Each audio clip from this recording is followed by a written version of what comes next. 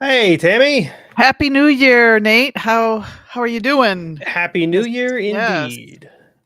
How was your Christmas and New Year's Eve and all Not that fun bad, not stuff? bad. I got a couple of tools for the workshop. I got some organizational stuff for the workshop. I got I'm trying to think what else I got. Yeah, I mean, other the usual what do I get Socks dad and for Christmas underwear, kind of right? stuff. Yeah, yeah. Socks and underwear, a tie. But I got and it's crazy how much this improved my workspace, my workshop. I got this set of assorted wall hooks that'll like Oh, hold things like hoses and tools and like whatever you can fit on the hooks, right? They're like right. different sizes. Some of them are pretty deep that you could like hang a bicycle on or something, and some of them are smaller. So I have like all of my hammers that I use frequently hung up on my workbench now, and I have like a hook that I put my welding hood on, and like all of my safety gear for grinding and stuff is all on hooks now. So it's Oh, not just I like sitting love around. It's organized. nice. Yes. Organization. Yeah, I should have got a picture because it really improved my workspace. I'm really Yeah, happy about it. that's awesome. So, yeah, mine was boring. So, Yeah. just So, another week. yeah. Welcome to episode 35, folks, of the Off-Road Insiders podcast. I'm Nate, and I'm joined tonight by Tammy. Say hi, Tammy, again. Hi, AKA Jeep Mama. Yeah, that's Yep, right. yep. That's right.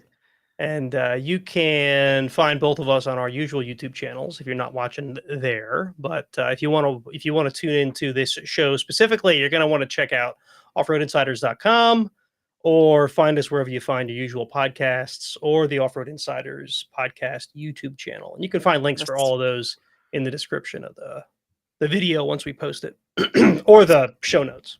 So if you're watching right now, and you're watching on SWB Crawler's YouTube channel or Jeep Mama's YouTube channel, go over to the Off Road Insiders podcast and hit that subscribe button, please, Yeah, please. So, that wasn't what I wanted to do. Sorry about that. oh yeah, Trying to change the layout here because there's a new feature in Restream that lets us overlay the chat. So now if folks chat, it shows up on the screen, but our logo yeah, was hiding it, so I had to hide the yeah, logo. So there we go. cool beans. So yeah, I had 2 weeks off of work, Tammy. No way. Yep, yep. Did everybody get the 2 weeks off, or did you Well, take vacation? we get the week between Christmas and New Year's off. It's just a thing that they do. It's usually a slow time of year for us anyway, and they let us have it for they call it recharge. That we get to just Oh, kind of chill out and not think about work. that'd be And awesome. this year, most people will use up vacation time because we have a vacation set up where um, it'll carry over, but only till March. So if you have vacation time left at the end of the year, a lot of people just like dump it into December. And I only had a couple days left, so I used it to fill out the 2 weeks. Right there, Hmm. it basically cost me 3 vacation days. Wow, So sweet. yeah, I had a bunch of time off, which meant So I you got a got bunch of work done. I was gonna say, did you get a bunch of work done? I did. Oh, So we've good. we've talked a lot about the Dana 60, the Super Duty 60 that I Hmm. narrowed by 4 inches, and then I had that Barnes truss that will put like all the bracketry on it, and of course Right, make the housing right. stronger. But the truss, once I narrowed the axle, was now too wide for the axle.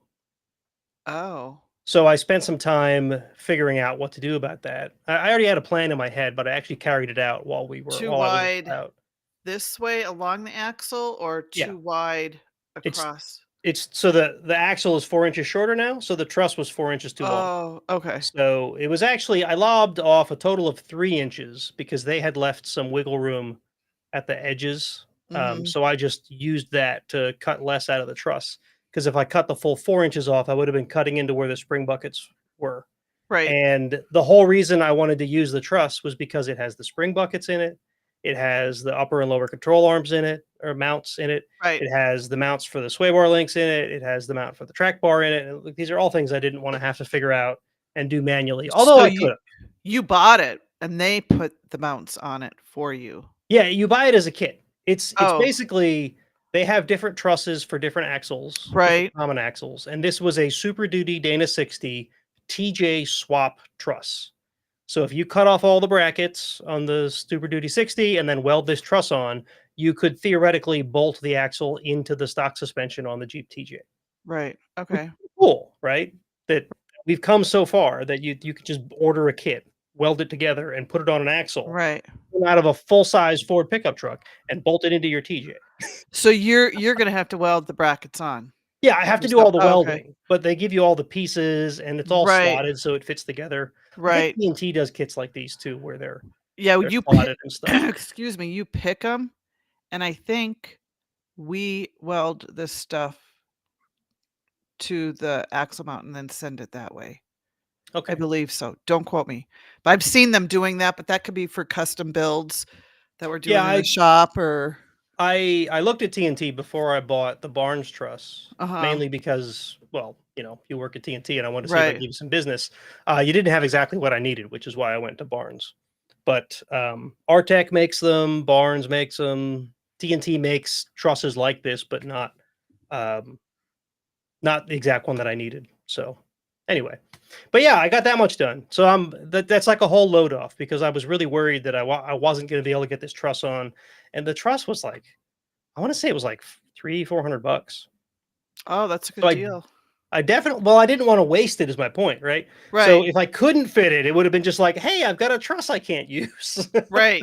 And like it's not like you have, oh, I have this bumper that anybody can use. Yeah, It's yeah. not like you could have If I hadn't cut it up, I could have put it on Marketplace or something. Somebody would have bought it, but they wouldn't have paid full price for it. I would have lost money right. on it. So this way I can Right. still use it. It'll fit. I think the springs will still fit. They're going to be closer to where the tires are now, which could be a problem, but I will cross that bridge when I come to it. Right. So yeah, I got some progress on that, which I'm pretty happy about. And I think I talked about when I came back from Bantam that I had bought a YJ grill or two. You remember I think that? you You remember me did. I talking about think you that? did. I think you And did. the You were gonna make idea, a Frankenstein. yeah, the idea was to Yep. put it on the front of the TJ. Well, I started that project and I was actually just working on that before the show tonight. So I have the TJ grill out and I Cool. mocked up the YJ grill and it of course doesn't fit perfect, but it's really close. And what I decided to do is I basically the bottom of the grill is the primary thing that's different about the TJ grill to the YJ grill. There's more clearance on the TJ grill because of where the steering box is and the air conditioning not ductwork, plumbing goes like through Mhm. the grill and into the AC condenser. And I had to modify the thing.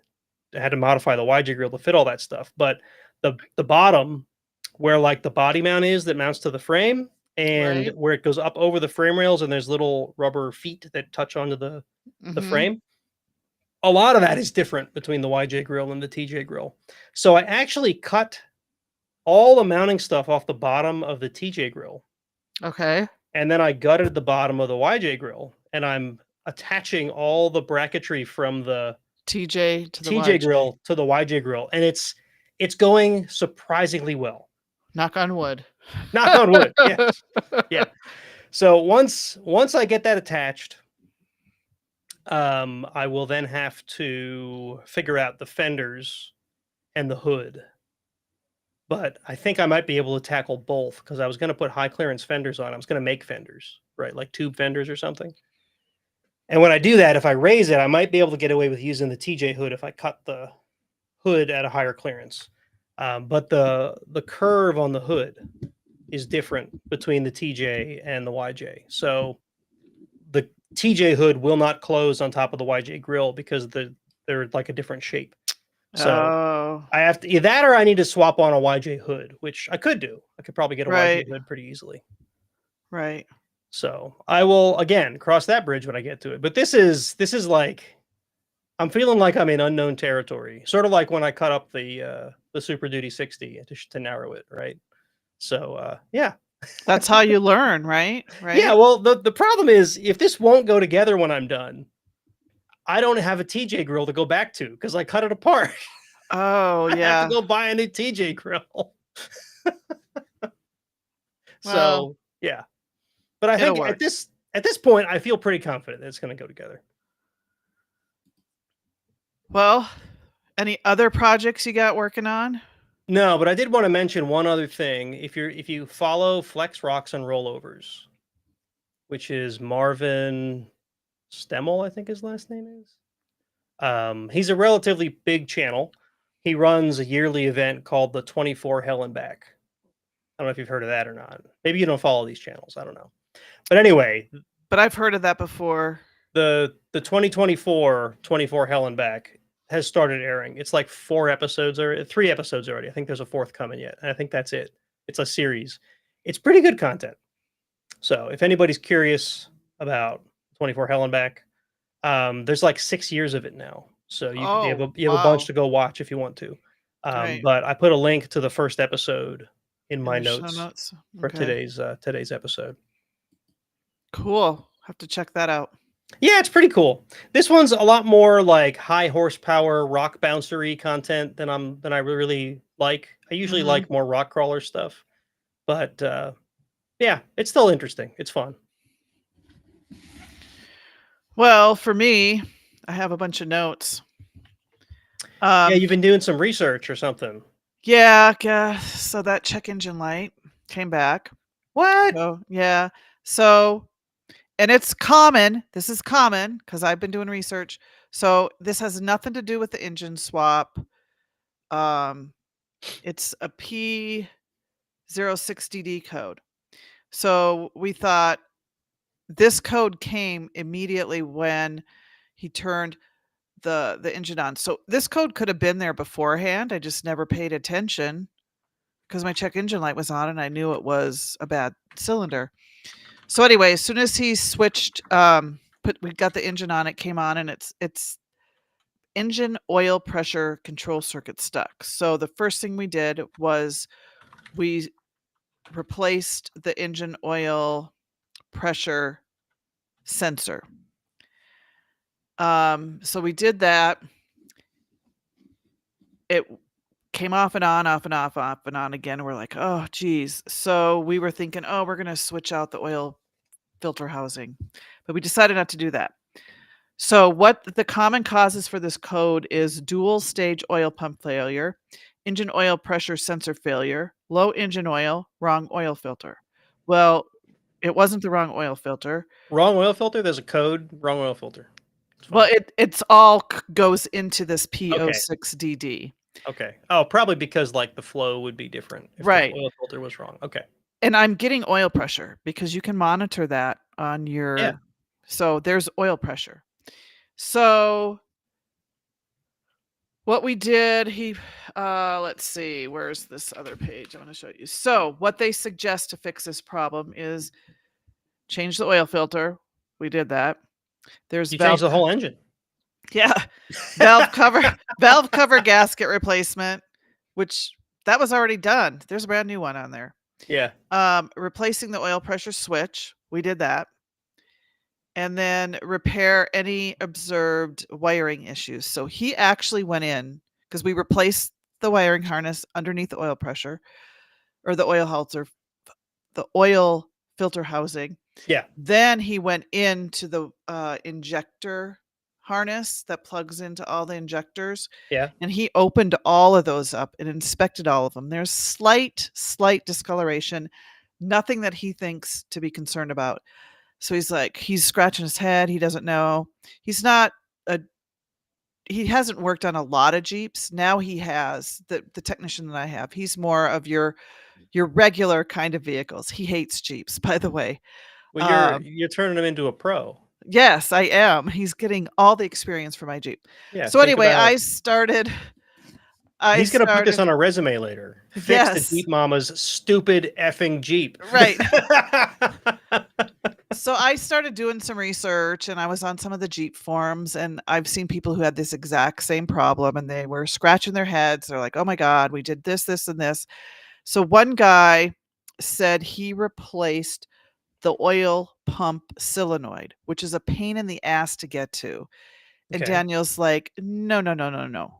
So we ordered myself a new oil pump and it has the solenoid in it. He's like, that's easier. We're just replacing that whole thing. So that is on the agenda next.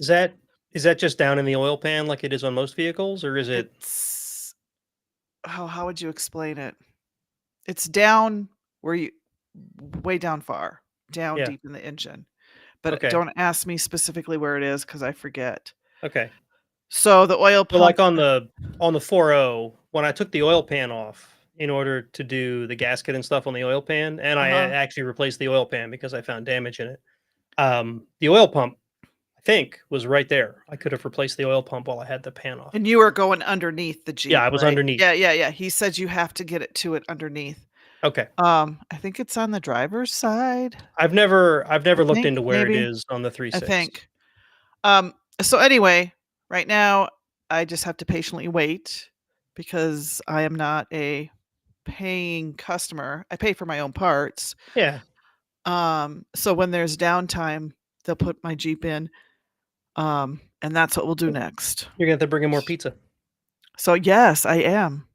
But I have to make sure he's gonna fix it that day. Yeah, right. That one day he Last got free time it was pizza. here's the pizza. No. So anyway, that's where it stands. So we'll see. And so these notes here, you can go to it's the OBD, I think it's OBD website, Okay. and all this information is in there. Oh wow. That's Yeah. cool. So that's where I got it. And yeah, and then like we have all the software like Pro Demand and Napatrax and all that stuff. And that's when you get that code, it's usually the dual stage oil pump. You should replace Yeah, the oil that's pump assembly. that's the thing a lot of us like home mechanics don't have Hmm. is like I have a decent scanner now, but I still get the feeling that if I was a pro and I spent, the 2 grand or whatever on the scanners they use there, I'd have a whole different set of readouts. Maybe I'm wrong, but Well, and when you go on the computer to these, it'll give you if this go to here, if oh, okay. that go to here. It gives you a whole, if you get this PO6DD, you do A. If that doesn't fix it, then do B, then do C. It gives you a whole list of stuff. That's So handy. yeah, it's really nice. So I'll keep everyone posted. But in the meantime, well, I have and the engine light goes on and then it goes off whenever it feels like it. Then it goes on and then off. Um, so in the 15,000 videos says, is that what those scanners cost? 15,000? I thought they were a couple grand. 15 grand? It's yeah, crazy. could be. I don't know. I don't want to hear the how much things cost because that makes me sick to my stomach. Yeah, it's a lot of money. I know. Um, so in the meantime, I have been working on my blog and I have some new blog posts and I just wanted to share one that I did, and the link will be in the notes. I just felt like it's pretty interesting, especially if you're gonna you want to go to places that aren't like off in nowhere man's land, but you can still feel like you're in nowhere man's land. It's the 10 Jeep friendly national parks to explore. And it could be for Toyotas or Broncos or whatever, but there are trails at these national parks. And I got a list of 10 of them to kind of give you a head start. You got Arches National Park in Utah, Joshua Tree in California, Rocky Mountain National Park in Colorado, the Badlands in South Dakota. There's a whole list of them. But anyway, I just thought I would share that. You can go to my blog. You can just put in national parks. You can Google that and search that in my blog, or you can go to our show notes and there's a link in our show notes. So I just thought I would share that with everyone. And my blog Well, is full of tips and tricks if you want to scan through there. I've been looking around for places to wheel that are not just an enclosed park in PA. It's hard to find. I guess there's some On stuff the on the western side of the state, but on the eastern side where I am, it's just there's not much. on the East Coast, it is so so so hard. Yeah. You it's hard to find. I guess Um, there's some national parks toward the center to western side of PA that have some open public trails. But over here where I am, it's mainly just off-road parks. There's Mhm. Roush Creek, there's AOAA, and there's like fire access roads and stuff. But Right. I've been using Onyx Off-Road to try to see if I can find anything nearby, and there's a trail that's like 2.5 hours away. That's What the a closest thing to me, and I'm like, do I really want to drive 2.5 hours for right, what? Like, I don't right, even know. and you don't even know what it is. What about trails off-road? I haven't tried Uh, Trails is Off-Road. it The reason trails? I use Yeah. Onyx is because AOAA has moved their maps to Onyx Off-Road, and being that I guide there, it just made sense, right? So I pay the yearly subscription for Onyx. So since I have it, that's what I was trying to use. And everybody swears Onyx is like, oh, we have the most complete trails, yada yada, whatever. I feel like if you're not out west, none of these apps give you the depth that these, some of the bigger influencers say they get. You know what I mean? Mhm. Yeah. So anyway, Onyx Off Road isn't quite as useful here in PA. It is nice that it gives you property ownership information, though. Oh, yeah. So you're So not like driving you on someone's can private property. you can highlight, like, it'll actually show you lot information, and it'll tell you, it doesn't give you, like, if it's private ownership, it doesn't tell you like information about who owns it. It just says that it's private. But if it's public, it says who owns it. It says like who like why it's public, who owns the Right. public land. Right. Like state game land, for example, it's labeled as state game land. Or if it's public, if it's a national park or something, it labels it as a park. So Right. that's handy, right? Do you guys have a national I know you have state parks in Pennsylvania, but is there a national park in Pennsylvania? You might have national forests, maybe? I don't I'm think not there's really a sure. national I don't I don't think there's a nat but you have lots of I state don't park. We have lots of state parks, yes. Yeah. But again, it'll tell you if it's a state park. I was just Right. using that as an example, right? The Poconos is my favorite. I love that Poconos one. is a nice area. Yeah. It's a really nice area. So yeah. So we have, some news, Yeah. Well, videos says that Gaia GPS gives property ownership information now, including but I owner's think you name. have to pay. Well, That's I a have to pay for Onyx subscription Off Road based too. yeah. I'm like, I want everything free. Yeah. Well, I mean, if you weren't aware, property ownership information, GIS information, is all publicly accessible. So all you have to do is go to like your state's GIS website, and you can look up.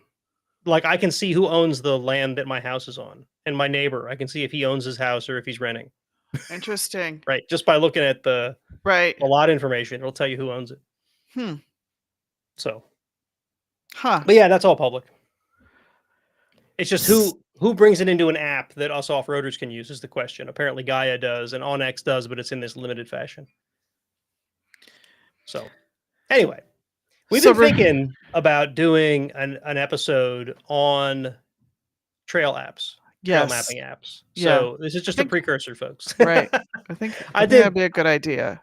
I did a video reviewing a bunch of them. It's probably 4 or 5 years ago now. So, And it's really, everything's changed a yeah, lot. it's really dated at this point. Some of the apps that I reviewed are very different now than they were then. Some of them don't exist anymore. You know what I mean? Yeah, there was the So, one that Rush Creek was using that I had. I can't remember what it was called. you mean Oh, Maprika? yeah. Maprika was a good app. And I think it still exists on Android, but it used to exist on Android and Apple, which is what made it so great. And the one on iOS just doesn't get any more data anymore. The Uh-huh. app, you can still use it if you have it, but it doesn't get any more data from their system. So Hmm. it's kind of useless that way.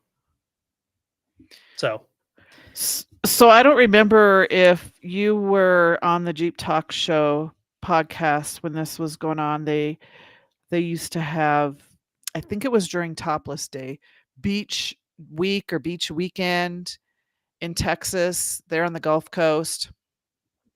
And the first like 1 or 2 years were successful, and we would interview the organizers of that event. And then all of a sudden it started getting crazy out of hand, like violence and just drunkenness. And anyway, so I saw this story and I'm like, oh my gosh, that's crazy.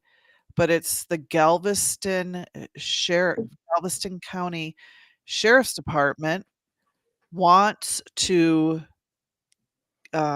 cancel this event. He wants to use his authority to cancel Jeep Weekend, but the state law may prevent it. And the reason I'm bringing this up is, I mean, if you see the picture in this article, there's show notes. There's a lot of pickups out there now. In the picture, some pickups with their doors off. Anyway, there have been more than 370 criminal charges filed and nearly 300 arrests during the 4-day long gathering in 2024. 4 days, and you have all that stuff. My gosh. It's so that's all just from this year? That was from 2024. Yeah. This is during whatever weekend it May 18th. Yes. So this is during, they call it Jeep Weekend. I said this year. It's last year. Never mind. I'm still getting used to the fact that we're in 2025 now. Oh, yeah.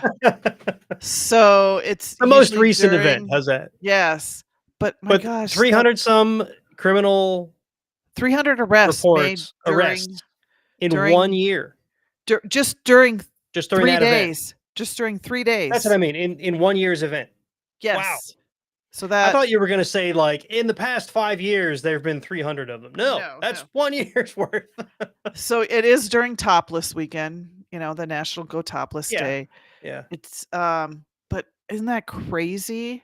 And it's turned into now, if you see the picture from 2023, there are pickups. It looks like there's a Honda Accord there because you can drive on the beach in Texas.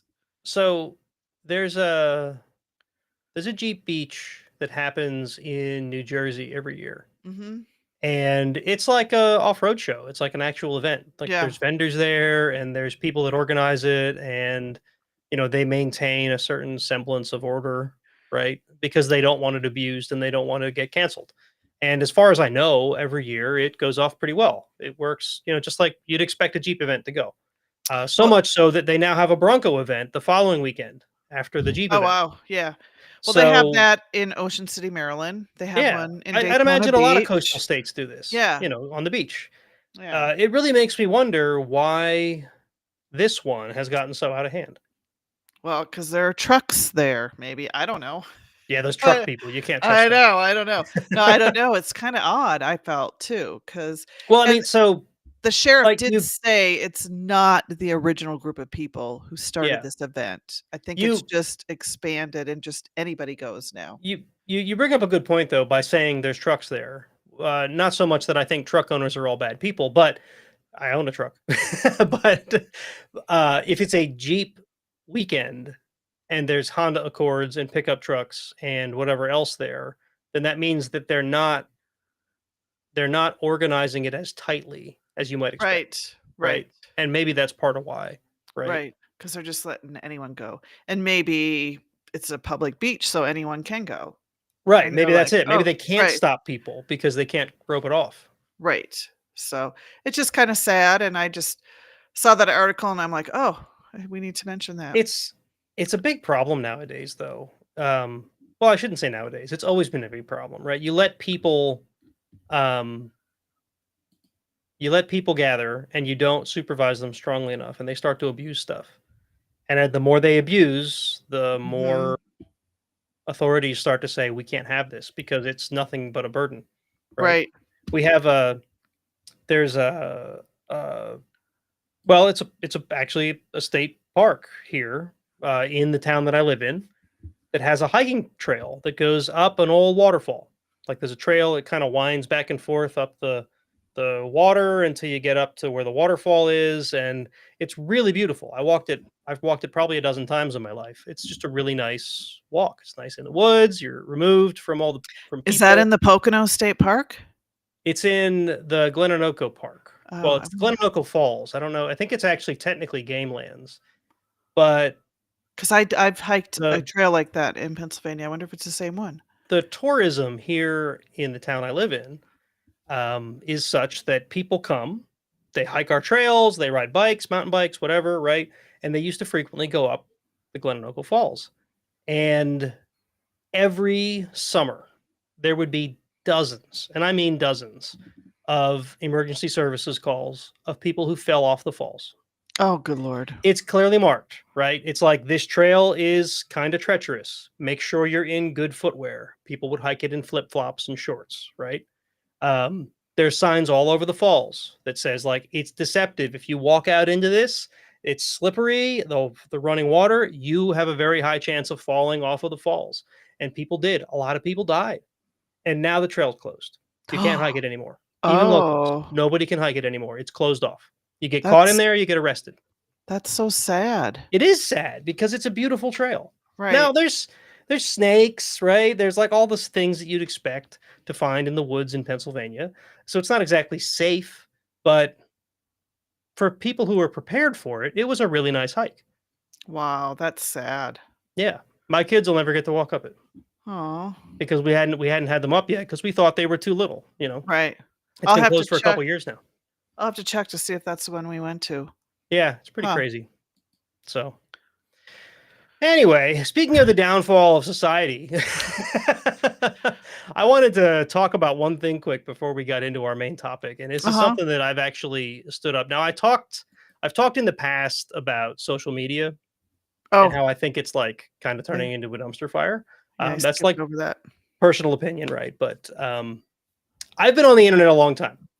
Tammy, I don't know how long you've been in online communities and whatnot, but I can recall. 25 years. Okay. So you may remember some of these things that I remember. About. I can recall when there were online communities that were focused on people. Mhm. They were focused on connecting people, right? Mhm. They were focused on like, you all liked a certain thing. You'd get together in an online forum or in the early days, like a text BBS or a chat room or something, and you'd all talk about a thing and you'd form friendships. And I've got friends today that I met through the Jeepaholics Anonymous forums 25 years ago, right? Mhm. Like I still keep in touch with lots of them today.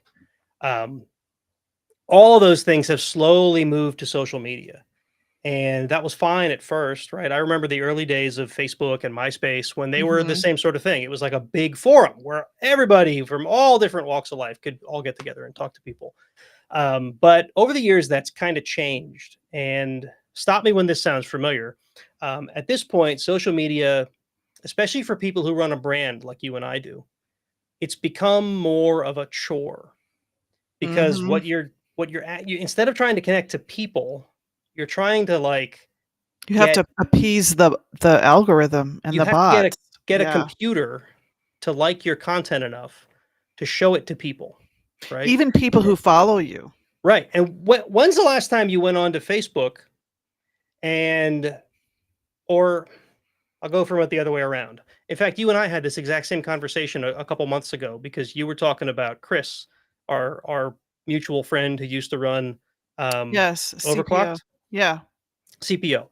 How I said, why is he not on Facebook anymore? And you're like, no, I talk to him all the time. Mhm. I never see his posts. Mhm. You do, Mhm. right? Why is that? We're both friends with him. It's because Facebook has decided that I didn't interact with enough of his content. It doesn't show it to me anymore. Instead, Right. it shows me, some bimbo who's at the gym Right. doing Right. like because I'm a red-blooded American male, and that's obviously what I want to Right. see, right? Well, what's interesting too is if it hears you talking on your phone about like, oh, Legos, all of a I sudden Legos are on your feed I or have read so many things working in a technology industry. I've read about so many things that have disproven that. However, it happens uh, so often that it I does. It I just don't happened believe it. today and I But can't it's think of what it gotta was. be. It does. So I was talking Anyway, about something at work and now I'm seeing all these posts about whatever. yeah, it's like you're talking about cat food, even though you don't have a cat. You're talking to a friend Right. who has a cat, and then all of a sudden you start getting ads for cat litter. Uh-huh. It's like I don't have a cat, but I talked about it. you know. So anyway, I said all that to say the next thing, which is I'm not suggesting that all of that is terrible, although it is kind of terrible, and I have lots of content that I could share with you. that's all about the negative impact that those social Mhm. algorithms have on people, Mhm. It's especially so young true. people. It's awful. But it's sort of like the world we live in today, especially if you've got a brand you're trying to communicate for, Mhm. right? Social, if you're not on social media, you don't reach people. But I think the average person really doesn't want that. What they really want is to talk to people again, right? Mhm. So what I've done, I don't know if so when Twitter collapsed, or I should say when Twitter was sold and a lot of people left, right? Or bought, whatever. Blue Sky showed up. Have you heard of Blue Sky? I heard it, but I haven't been on there. Blue Sky's like a Twitter replacement, but it's really just like, oh no, Twitter is falling apart. Let's make a new Twitter that's only a little different than the old Twitter, but still really a lot like Twitter.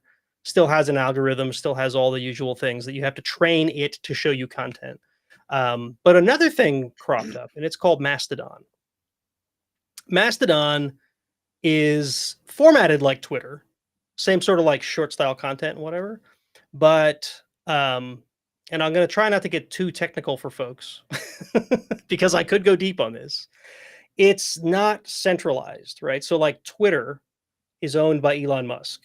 Blue Sky is owned by a board of people with commercial interests. Facebook is owned by Meta. Instagram is owned by Meta, right? These are all companies that are trying to use these things for their own means.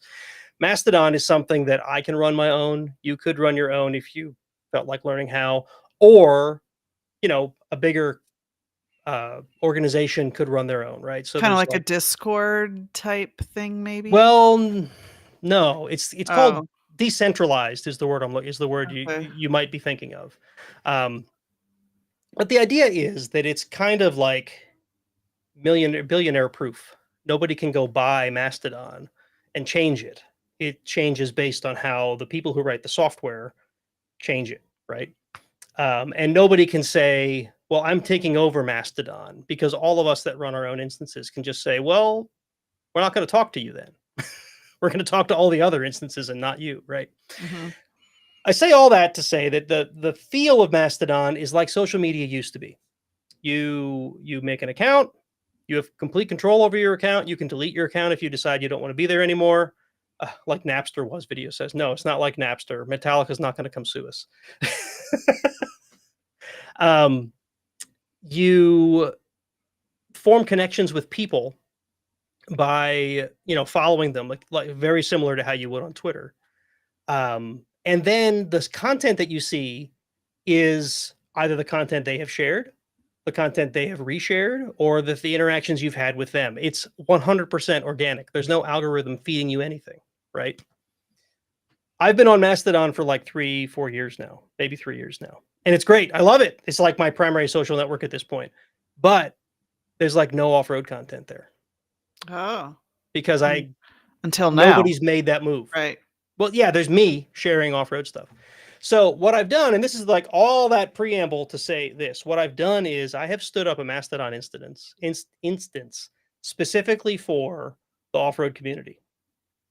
So anybody listening, if you want to go see what this is all about, go to dirt.social in your web browser. In fact, I'll put there's a link in the show notes, dirt.social/about. We'll take you to the about page and let you know, like, read a little bit about what the instance is about. I have some content on swbcrawler.com talking about what it is and what you can expect. I'll find those links and I'll put them in the show notes as well. But if you go to dirt.social and check it out, and if you, like I said, if you don't like it, just delete your account. The only person that has access to it is me, and when you delete it, it goes away. I can show you that it's gone. Right? There's no like some weird footprint that's going to be left behind that I'm going to use to like steal all your sensitive data later, which Meta would never do, right? Anyway, I wanted to invite everybody to go check it out. I've actually been posting about it quite a bit through my SWB Crawler social channels, and I've got a couple people to sign up. But the more people we get to sign up, the more off-road content, the more outdoors content is going to be on there, the more attractive it'll be for more people to come. And I'm telling you, it is so much better than corporate social media. It's just so much easier to hop into, have some quick conversations, and hop out of. We And were you're just not talking getting earlier junk. about yeah, we were just talking about earlier about how social media seems to suck you in anymore. You log in, you're there to like follow up with some people, and then you end up watching like TikTok videos for 48 hours. It doesn't work like that Right. because it's not pushing content at you. So anyway, I don't want to go too much longer about it. I don't want to like beat a dead horse. If anybody wants to try it out, please go check out dirt.social. If you have any questions, feel free to reach out to me. I'll put a link to my handle also in the show notes. Surprise, I'm Nate at dirt.social.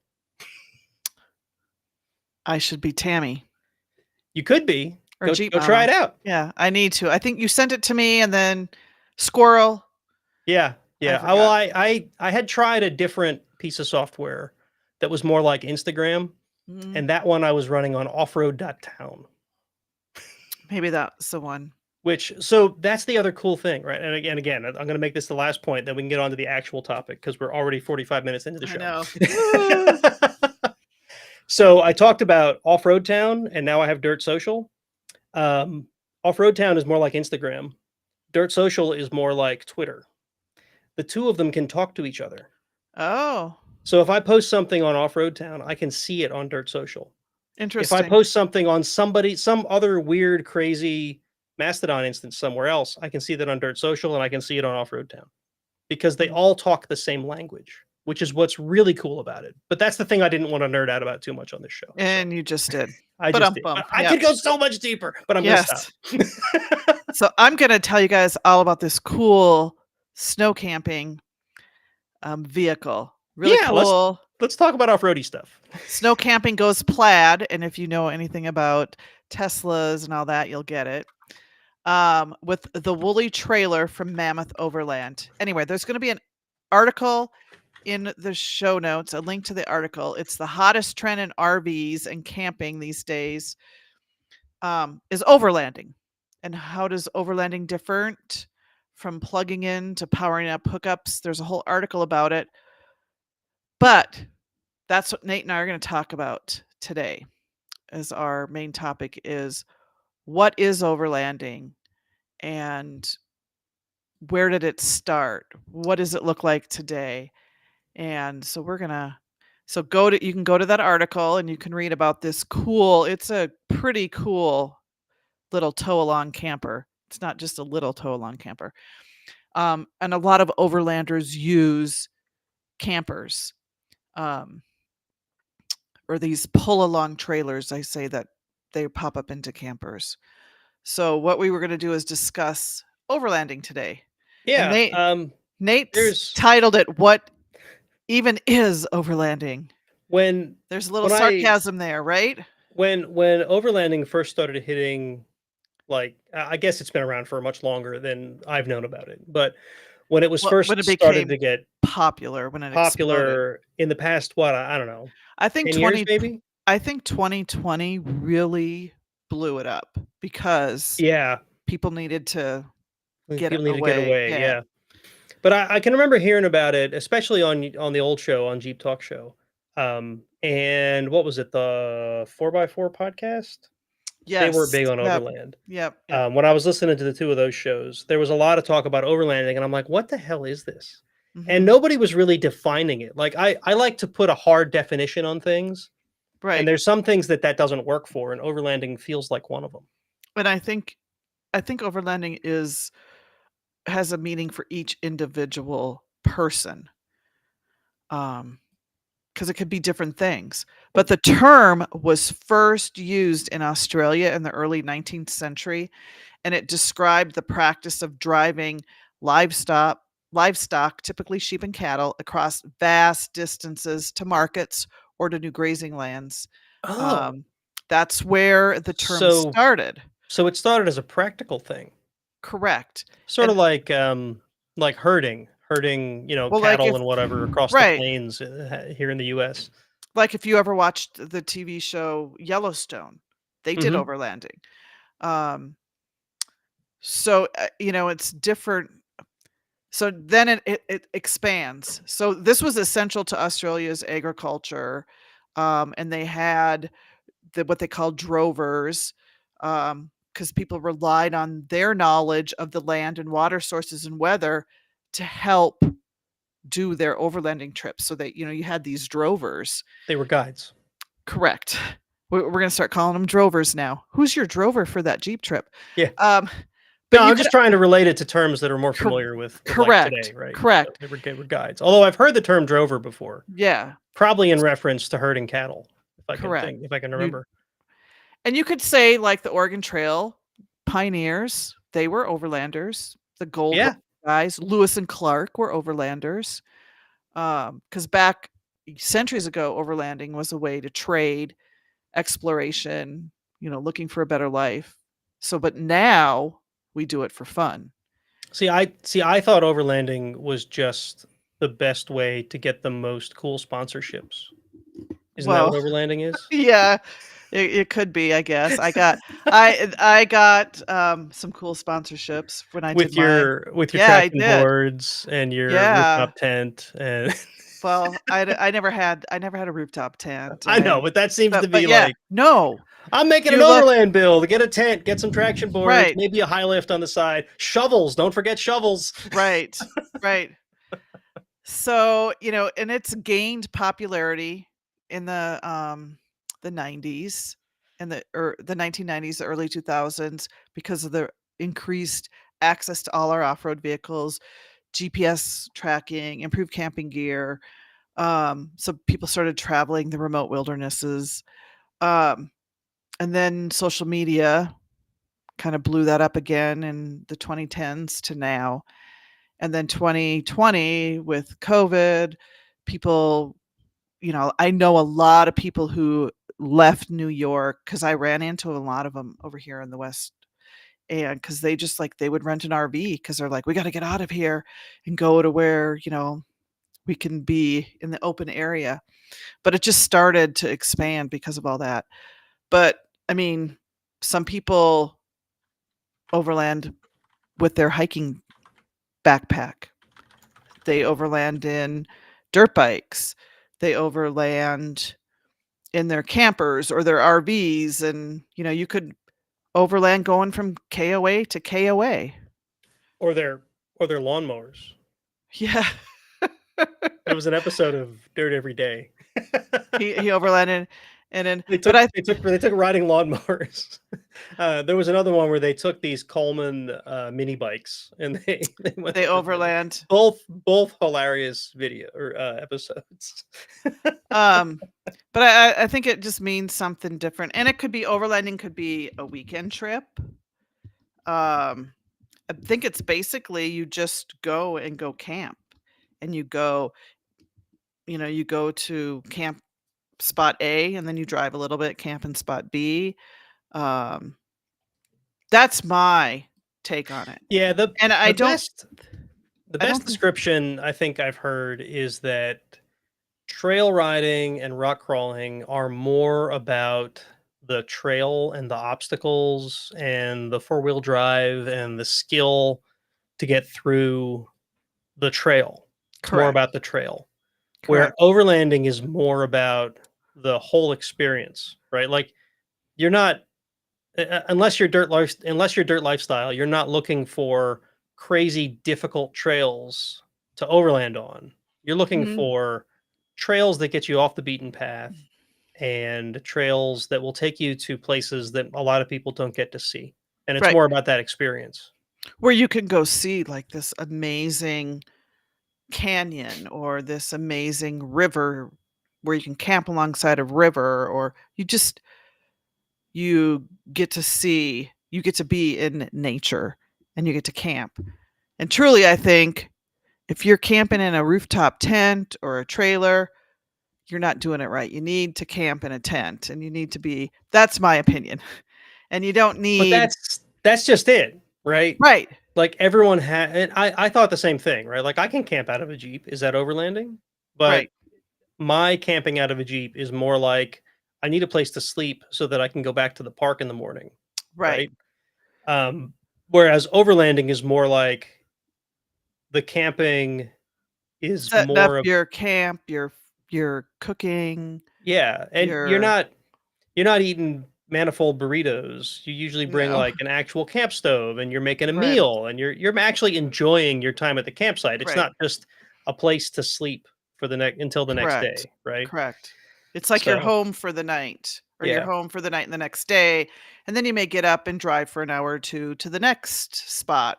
We're like, "Oh, let's go to this ghost town and see this ghost town," or, "Let's go to these mining caves," or, "Oh, there's petroglyphs here."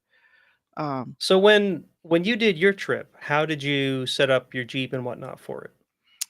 Like uh, you already said you didn't have a rooftop tent. Did you right. sleep in the Jeep? Did you take a tent? Like how did you manage it? Um, I slept in the Jeep and slept in a tent, um, and I, like, well, the first one I did in 2019, Neil's Jeep didn't get fixed, so we tented it, and because he rode with me.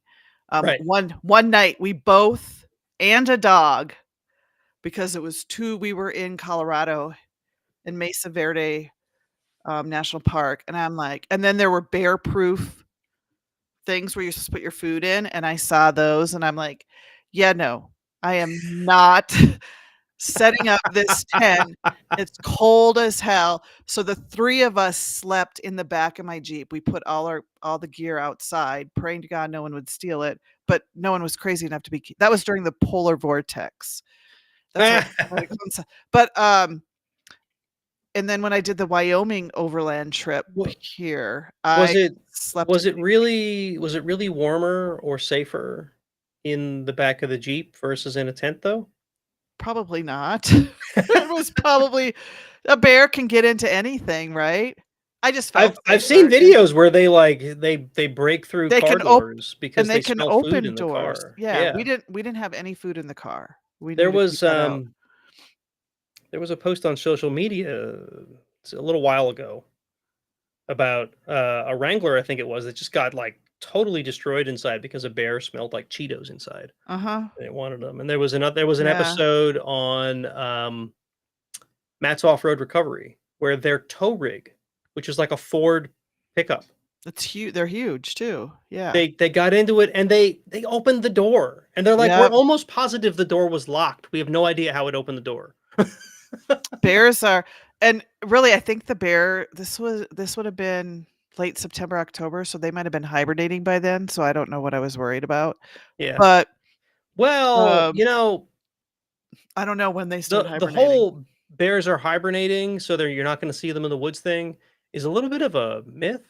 Mhm. Bears do still come out when they're in hibernation. They just aren't out as frequently. They're probably really, really hungry. Yeah, well, the number of times I've been out hunting deer, and it's like foot of snow on the ground, and a bear walks up to my tree stand. I'm telling you, they're not sleeping all winter. Yikes. Oh, my tech, Daniel, when they first moved to Wyoming, they're from Tennessee, they instead of stopping in Cheyenne, they went to Yellowstone and then came back, but they were in their tent, and the wife and the little boy got in the car, but he had his gun, and he's freaking out because they could hear the bear around the tent, and he is like, oh my god," and he's hoping his kids don't wake up and scream, and Yeah, yeah, it was pretty intense, so I've I've had some I've had some close encounters with bears in my time in the woods. oh, Never while camping.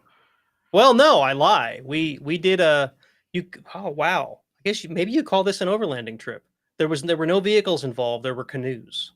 oh, yep, We yep, did a you could 50 over mile canoe trip oh, is when this I was for in the scouts. Boy Scouts for a, Yeah, what did in they call Canada. It those? was in a Yep. wilderness. It was in a wilderness zone in Canada. And one night we had a bear. Oh, We had our food up in a bear bag, which was basically we took we had these big waterproof duffel bags because if a canoe were to capsize, we didn't want all of our yeah, food to get wet. waterlogged. But anyway, what we would do every night is we would take one of those and we'd tie a rope to it and we'd pull it up in a tree, which is exactly what they tell you to do in the Boy Scout handbook. Well, I don't know if we didn't put it high enough or if it was able to climb the tree next to it, but it got the bag down. In the middle of the night, we hear Oh, crash, and I'm like, "What was that?" Here it was a oh, bear. holy crap. Yeah. Yeah. Oh, That's probably my closest encounter with the bear. Luckily, it yikes. didn't eat all of our food. I think we had more than one bag. It only got one of them, and it was like it wasn't our main meals. It was like snacks Right. or something. I don't remember, Right. but yeah, it didn't. We didn't all starve to death in the Canadian Right. wilderness, which is good because I That would don't have really been a want to starve horrible to death story. in the. Right. That would have been a horrible story. But Um, yeah, and yeah, I think overlanding is whatever you make of it, you know? I just don't feel like you need all that fancy gear. yeah. I mean, I just think that mu that just doesn't make it like you're not really roughing it. You're I've not. seen some, especially with the cold example that you just had. Right, it was too cold, so we slept in the Jeep. Those rooftop tents with a heater, you can you can get pretty cozy in those Right. in some pretty cold temperatures. I've seen people do that, and that seems to make sense. But if it's like the middle of summer, you're right. Well, why don't you just take a hammock, right, and Right. Right. hang it up between a couple of trees and Right. have a good time that way? Although that would probably kill my back. I don't know. I'm getting too old for hammocks. Um, and I think overlanding is about self-reliance and about trying to be as simple as you can and to make it more about enjoying and soaking in what you're doing and not having, "Oh, here's my glamping tent." You know, are you really overlanding if you have all these fancy things? Yeah, I think I think the concept of overlanding gets kind of a bad rap today in the same way that a lot of trends get a bad rap, you know, because there's too many influencers out there that are Mhm. doing it for the attention, not Mhm. for the joy of the sport. Right now, you could say that, a lot of us do that in a lot of different ways because we do things like have YouTube channels and whatever. But eh, there's a big difference there, and there's some nuance as to who's doing it because they enjoy it and they want to share it with the world, and Mhm. who's doing it because they want to make a bunch of money. "Oh, And look this at seems like me, a look at great way to me." do Yeah. it. Yeah. Or they want to get a bunch of product, right? So, Videos, everybody can read the comments, but he says, "Overlanders typically bring so much gear to help them avoid nature as much as possible." Which and to me, that's like I don't know, I love camping and I love the simplicity of it. I guess it reminds me of yeah, as a kid and it just camping's not being for everybody though, no, right? it's not. So there was a time when the purist in me would have said, if you can't camp like a Boy Scout, then you shouldn't be camping. But as I've gotten older, my wife loves to camp, but she doesn't really rough it camp like I did in the Boy Scouts. And to be honest, after having camped with her a number of times, I can't blame her. You know what I mean? Like, if I can have a soft bed to sleep on instead of a tree root dig into my back, I think I'd rather have the softer bed, Right. right? Well, I went and bought those, like, those foam Yeah. piece together things that I'm My gonna put in the bottom of my tent, and I my have point an is air there's a line for mattress. Yeah. everybody, right? Right. On one of my off-road trips to Paragon, when Paragon was still open, we had a guy show up at the campground that his group, either he couldn't find them or they were coming a day late. I forget what it was. He was alone, right? And he's like, "Can I camp with you guys tonight? And maybe I'll wheel with you guys tomorrow, depending on when my group shows up." He was a Marine. He brought a mummy bag, no Mhm. tent, no anything. He just zipped it up, laid down right next to our campfire, and that's how he camped. Mhm. Right, where we all had tents, right? Right. And then someone just a couple campsites over had a full camper, right? Right. So everyone I has a mean, line. Is my point. to each his own. Yeah, Right. yeah. And that's fine. But my way's the right way, just saying. My way's the right way. Right. Yeah. I tell my kids, "You know, mom is always right. I'm always right." And they look at me and roll their eyes, and then, like, 3 or 4 years later, they'll be like, "Oh, yeah, remember when you said blah, blah, blah? Yeah, you were right." So It's even worse when they come back and say, "Remember when you said blah blah blah? mhm. I learned that you were wrong." Oh, no, I have been, Michael, there's 2 times where I told him to take a certain class in high school, and he's like, "No," and I'm like, "No, it'll be a really good class." And it was the worst class ever. So Narrator's voice. It was not a good class. yeah, no, he actually he got well, they call them E's now, not F's, but he got an E in that class You no longer because fail. no, you just get an E. You're just extra bad. Is that what Yeah. E stands for? And it was when he was a senior in high school because it was like, what was it? Math literacy. So you were learning about insurance rates and mortgages. And basically, all the teacher did was watch this YouTube video and then take this quiz. And Michael's like, no, This is stupid. yeah, I am not wasting my time. And I'm not learning from YouTube. right. I'll do that in So, my own time, not the time right. I'm paying you for. And the funny thing is, Michael, when he would take, I think it was for, I don't know if it was world history or US history, and he was answering the questions and he's like, "Mom, I didn't learn any of that stuff in school. I learned that from my video games." The answers to those questions, like, I think it was the video game Civilization, and there was some Yeah. other World War II thing. That's where he learned a lot of his things to, you know, take his Look, I grew up in the 80s when video gaming was really starting to like it was the thing parents really hated. Mhm. And I had this argument lots of times with my parents. There are valuable things you can learn from video games. Now, Mhm. obviously, there are also a lot of like complete trash things that you'll Right. pick Like up in video games. But like how to shoot hookers and yeah, GTA, well, you know? like there's video games that have like legit money management built into them, and yeah, there were some text-based games that I played online back in the early Mhm. days when BBSs were the way you did this, where it was like you had to manage money and you had to manage like profits and losses, and it was Mhm. all wrapped in a game that made you feel like a space explorer or something. But Right. the things you were doing were like real life skills. Right, right. So yeah. How do Anyway, how do we how do we get to from overlanding I to don't know how video we got games? from Yeah. overlanding to text-based video Yeah. games, but here we are. Yeah. So all right. So you I remember you had like a foam mattress you'd put in the back of the your JK. Yeah, that was awesome. That was the best one. Is it Um, is there enough room back there to really so sleep? it's a twin Does it size, depend how tall yes. you are?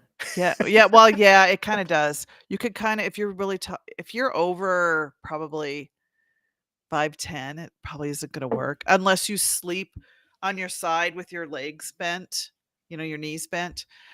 But this was a Mattress Firm mattress that I got, and Mattress Firm sponsored me. I went and got 2 free Ooh, mattresses, yeah. And so I did a whole you're such an mattress influencer, Tammy. I did a match I'm kidding, Mattress Firm for overlanding. Um, but I did a mattress mod video on it, and that video is, like, got tons of views. You So bizarre. you were the one that used an electric turkey knife, didn't you? To cut I it?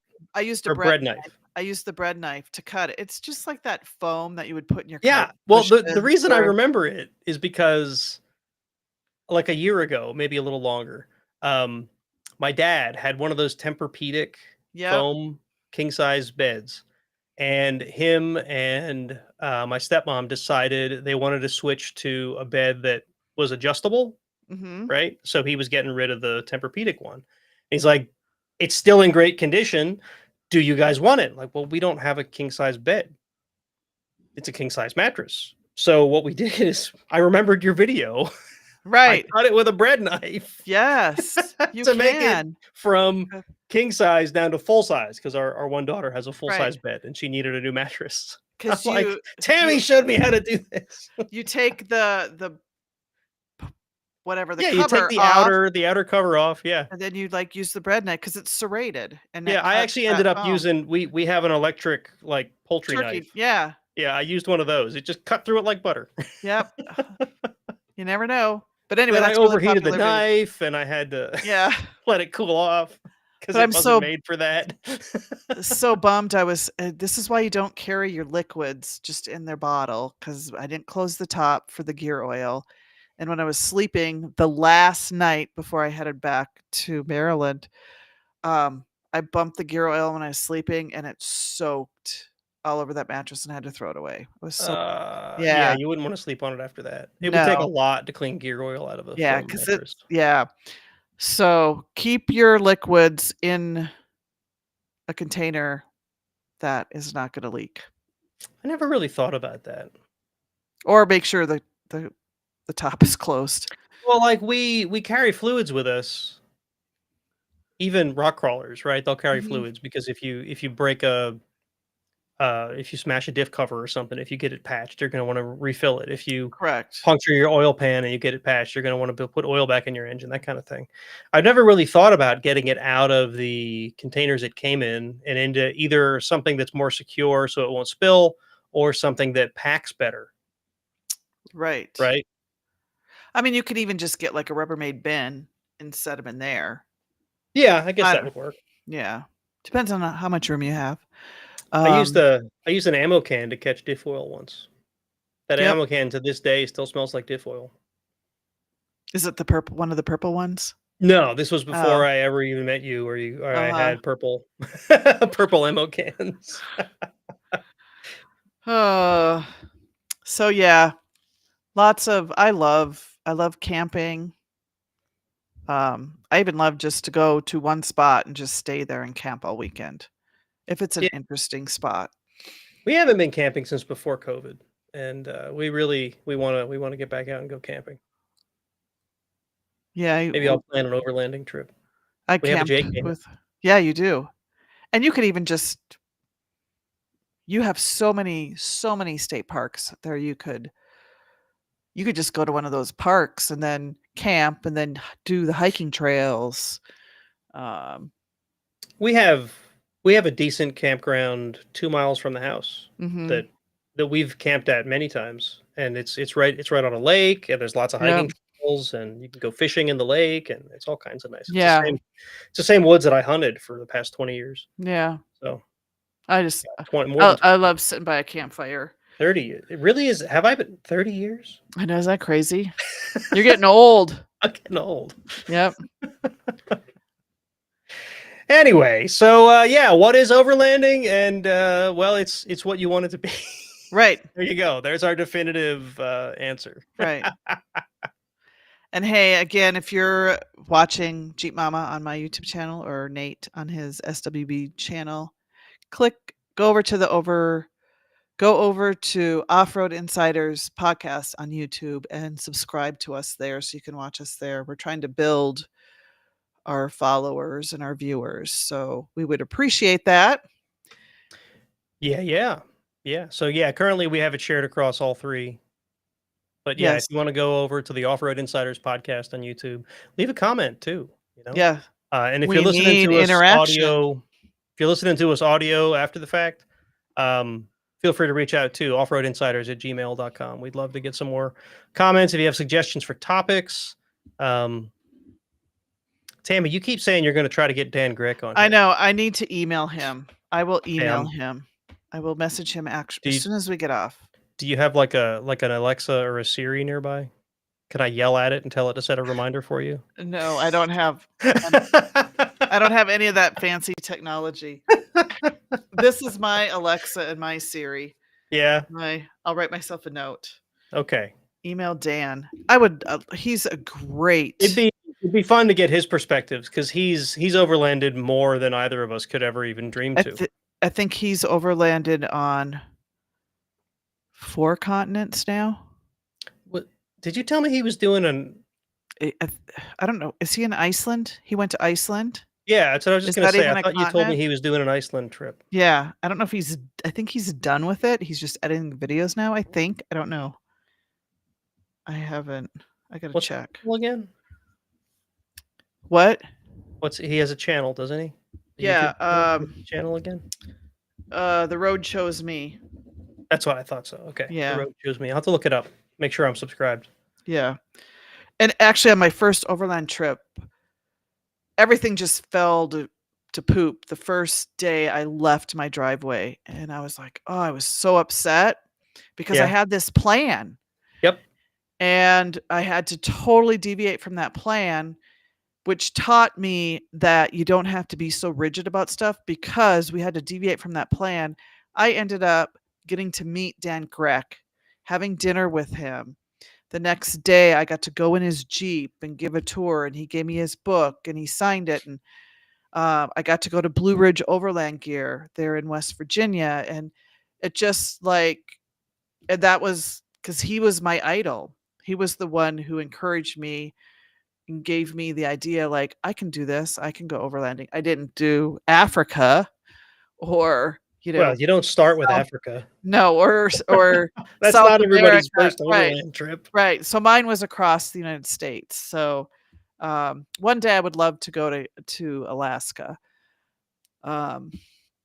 So anyway, I will email him or message him, and maybe we can have him on soon. Cool. Well, folks, I think we're going to wrap it up for tonight. I hope you learned a little bit about what overlanding is and isn't. And maybe next time you see somebody overlanding on YouTube, you give them a second chance instead of just thinking that they're just in it for the money. So, yeah, until next time, I'm Nate. You can find me at swbcrawler.com. And I'm Tammy, and you can find me. My blog is jeepmama.com, and I'm Jeep Mama on all social media Awesome, outlets. folks. So we will catch you all in the next show. Have a great one.